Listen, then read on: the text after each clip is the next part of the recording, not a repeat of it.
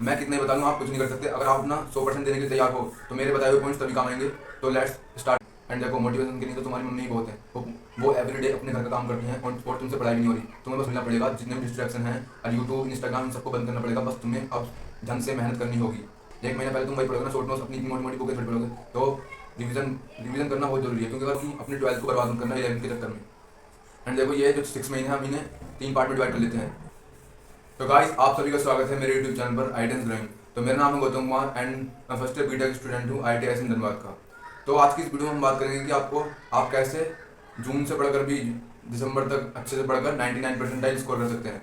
अब तुम पूछोगे भैया 99 परसेंटाइल स्कोर करना जरूरी क्यों है जनवरी रिटर्न में? देखो, वो स्कोर करना इसलिए जरूरी है क्योंकि अगर तुमने जनवरी रिटर्न में 99 परसेंटाइल स्कोर कर ली तो तुम्हें एडवांस के लिए और टाइम मिलेगा और तुम संतुष्ट भी रहोगे कि मुझे मेरी NIT फिक्स हो चुकी है, तो तुम्हें डर भी नहीं रहेगा।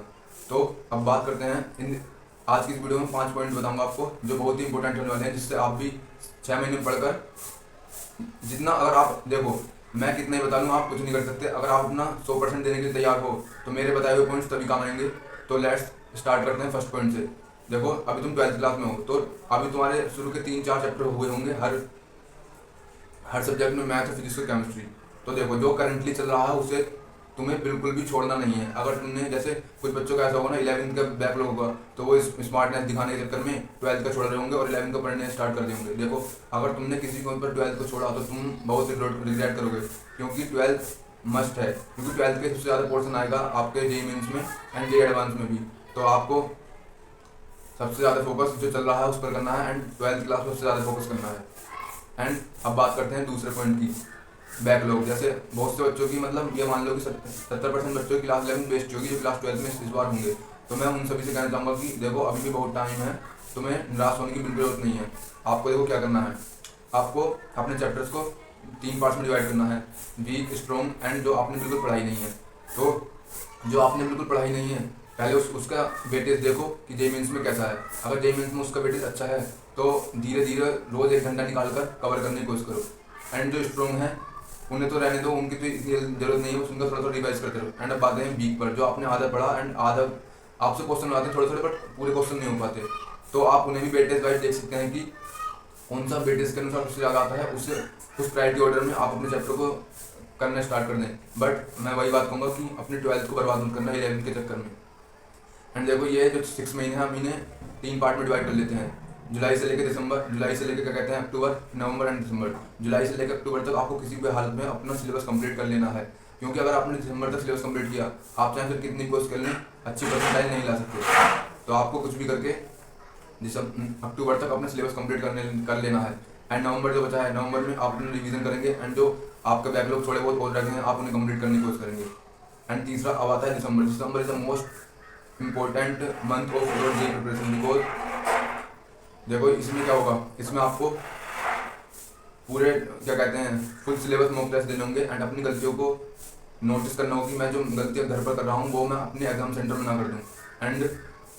एंड तीसरा इंपॉर्टेंट पॉइंट, आपको एक शॉर्ट डायरी बना लेनी होगी। जैसे आप टेस्ट तो भी दे रहे होंगे बट दिसंबर में आप बहुत ही ज़्यादा टेस्ट देंगे, तो उनकी जो एनालिसिस है वो आपको अच्छे से करना है। एंड जो क्वेश्चन आपसे पहले, जो क्वेश्चन आपने देखा एंड आपसे नहीं हुआ, तो उसका पता करो कि ये क्वेश्चन क्यों नहीं हुआ, कि चैप्टर नहीं करा हुआ था मैंने, या फिर गलती से हुआ या मिस्टेक कर, तो उसका पहले पता करो। एंड जो क्वेश्चन गलत किए थे उनका पता करो कि ये क्वेश्चन उससे क्यों गलत हुआ। जैसे बहुत से बच्चे होते हैं करेक्ट की जगह इनकरेक्ट पढ़ लेते हैं, तो आपको ये सब चीज़ें चेक करनी होंगी कि आपने करेक्ट पढ़ा या इनकरेक्ट पढ़ा। क्योंकि देखो, यही वो सारे पॉइंट्स हैं जो आप अपने घर पर गलती कर लोगे एग्जाम देकर। अगर आपने यही गलती एग्जाम सेंटर में करी तो कोई फायदा नहीं है आपका मॉक टेस्ट देने का। तो आपको मॉक टेस्ट अच्छे से देना है। अब बात करते हैं फोर्थ मोस्ट इंपॉर्टेंट पॉइंट। देखो, अगर आप इस टाइम आप 12th में हो, मेरा मानना तो यह है कि अगर आप रोज एवरीडे फिजिक्स, मैथ, केमिस्ट्री के 25-25 क्वेश्चन करते हैं अच्छे कंसेप्ट वाले, तो मैं गारंटी से कह सकता हूँ कि लास्ट तक आते आते आप इतने क्वेश्चन कर लेंगे कि आपको क्वेश्चन से डर ही नहीं लगेगा। JEE मेंस के तो आप आराम से कर लेंगे। एंड मैं एक स्ट्रॉन्ग टिप और देना चाहूँगा, जैसे आप कोई चैप्टर आपका ऐसा होगा 12th में जो आप आराम से कर लेते होंगे JEE मेंस लेवल तक, तो मैं तो कहूँगा कि उसे आप एडवांस लेवल तक खत्म कर दें। क्योंकि देखो, आपका मेन गोल IIT है ना कि NIT। तो जो चैप्टर आपको अच्छे से JEE मेंस लेवल तक कर लेते हो, मैं तो कहूँगा उसे एडवांस लेवल तक भी खत्म कर लो। एंड ये प्रायोरिटी रहेगी कि 25 क्वेश्चन आपको रोज करने हैं, फिजिक्स के, मैथ के, केमिस्ट्री के, कहीं से भी, बट अच्छे से जिससे आप कुछ सीख पाएँ। एंड मैं तो कहूँगा 10-15 क्वेश्चन आप PYQ भी ले सकते हैं। एंड और जो आपके मटेरियल है DPP है उसे अच्छे से कर सकते हैं। एंड ये भी पॉइंट है कि मटेरियल DPP एंड ये सब पहले अच्छे से कर लें, उसके बाद आप दूसरी चीज़ पर जाएं। अगर आपने ये सब छोड़कर दूसरी चीज़ पर, दूसरी बुक्स पर जाओगे तो आपको बहुत नुकसान होगा, मैं पहले ही बता रहा हूँ। एंड लास्ट एंड बहुत important point, fifth point, revision and NCERT. देखो ये मानने वाली बात है कि लास्ट के जो 3-4 ईयर के जीएमएनस के पेपर आ रहे हैं वो सीधा एनसीईआरटी से भेज जा रहे हैं।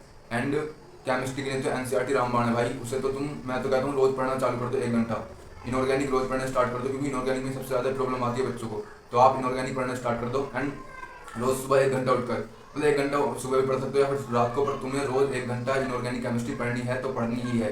क्योंकि देखो अगर आपसे इनऑर्गेनिक के क्वेश्चन पेपर में गलत हुए तो आप बहुत बच्चों से पीछे चले जाओगे, क्योंकि इनऑर्गेनिक के क्वेश्चन ऐसे आते हैं कि अगर आपको आता है तो आप एक बार में देखकर उसे टिक कर देंगे, अगर नहीं आता तो आपसे वो नहीं होगा किसी भी पेपर। तो और जो बच्चे इनऑर्गेनिक के क्वेश्चन कर देंगे पेपर में, वो आपसे पहले ही आगे निकल गए, क्योंकि मैथ तो वैसे डिफिकल्ट आ रही है एंड फिजिक्स भी सबसे आसान केमिस्ट्री आएगी। तो मैं तो कहूँगा एनसीईआरटी पढ़ना स्टार्ट कर दो। एंड कुछ चैप्टर्स के लिए फिजिक्स की एनसीईआरटी भी पढ़ना स्टार्ट कर दो, जैसे सेमीकंडक्टर एंड और चैप्टर हैं। और क्या कहते हैं, अब मोस्ट इंपॉर्टेंट पॉइंट रिवीजन। देखो तुम कितना भी कुछ कर लो, ये लास्ट मोस्ट इंपॉर्टेंट पॉइंट है रिवीजन। क्योंकि रिवीजन करने के भी तरीके होते हैं कि आप शॉर्ट नोट्स बना सकते हैं। मैं तो कहूँगा शॉर्ट नोट बनाना स्टार्ट कर दो एंड उनसे शॉर्ट नोट बनाने से रिवीजन करोगे तो बहुत अच्छा रिवीजन होता है। क्योंकि मैंने भी यही फैक्ट अपनाया था कि शॉर्ट नोट्स बना लिए थे एंड फिर मैंने आराम से अपनी तैयारी की थी। मतलब एग्जाम से तुम खुद मानो 10 दिन पहले, 1 महीने पहले तुम क्या पढ़ोगे, 1 महीने पहले तुम वही पढ़ोगे ना, शॉर्ट नोट्स अपनी इतनी मोटी मोटी बुकें थोड़ी पढ़ोगे। तो रिवीजन करना बहुत ज़रूरी है, क्योंकि अगर देखो रिवीजन नहीं करो तो फिर सारी मेहनत बर्बाद हो जाएगी। आप चाहे आप जुलाई से तैयारी करो या फिर अगस्त से तैयारी करो। एंड मैं तो कहूँगा अभी से रिवीजन स्टार्ट कर दो, 1 घंटा रोज, 1 घंटा दो रिवीजन को और 1 घंटा दो बैकलॉग को। और बैकलॉग नहीं है तो अच्छी बात है, बट उससे बच्चे मुश्किल होंगे जिनका बैकलॉग नहीं होगा। तो मैं तो कहूँगा 1 घंटा आप रिवीजन को दें। और रिवीजन ऐसे कर सकते हैं, जैसे हफ्ते में 6 दिन होते हैं तो आप दो दिन केमिस्ट्री, 2 दिन फिजिक्स, 2 दिन मैथ, ऐसे भी कर सकते हैं, या फिर तुम्हारा जो तरीका तुम उसके हिसाब से भी कर सकते हो। एंड मैं तो कहूँगा जैसे ही चैप्टर ख़त्म हो उसके तुरंत बाद ही शॉर्ट नोट्स बना लें। एंड देखो जैसे आपका भी कोई चैप्टर चल रहा होगा, क्या कहते हैं, मान लेते हैं मैग्नेटिज्म चल रहा है फिजिक्स में, तो आपने जैसे ही वो ख़त्म किया चैप्टर, अब आप उसके शॉर्ट नोट्स बना लो। अब आपको क्या करना है, हर 15 दिन में उसके शॉर्ट नोट्स रिवाइज करने हैं, पिछले जो चैप्टर हैं उनके भी रिवाइज करने हैं। भाई देखो सिंपल सी बात है, अगर तुम्हें 99 परसेंटाइल चाहिए जेईई मेन जनवरी टाइम में, तो अब तुम्हें अपना 100% देना ही पड़ेगा।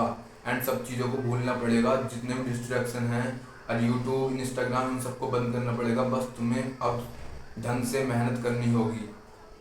मैं तो बस यही चाहता हूँ जो बच्चे मेरी वीडियो देख रहे हैं उन सभी की 99 परसेंटाइल आए, क्योंकि मुझे भरोसा है अपनी गाइडेंस पर, क्योंकि मैं कभी भी किसी बच्चे को गलत नहीं बताऊंगा।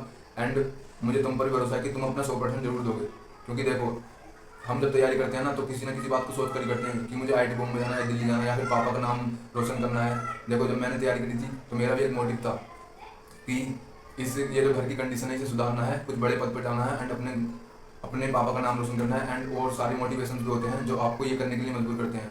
एंड देखो मोटिवेशन के लिए तो तुम्हारी मम्मी ही बहुत है, वो एवरीडे अपने घर का काम करती हैं और तुमसे पढ़ाई भी नहीं हो रही। तुम्हें बस कुछ नहीं करना और अगले 6 महीने के लिए 10 से 12 घंटे पढ़ाई करनी है एंड और कुछ नहीं करना।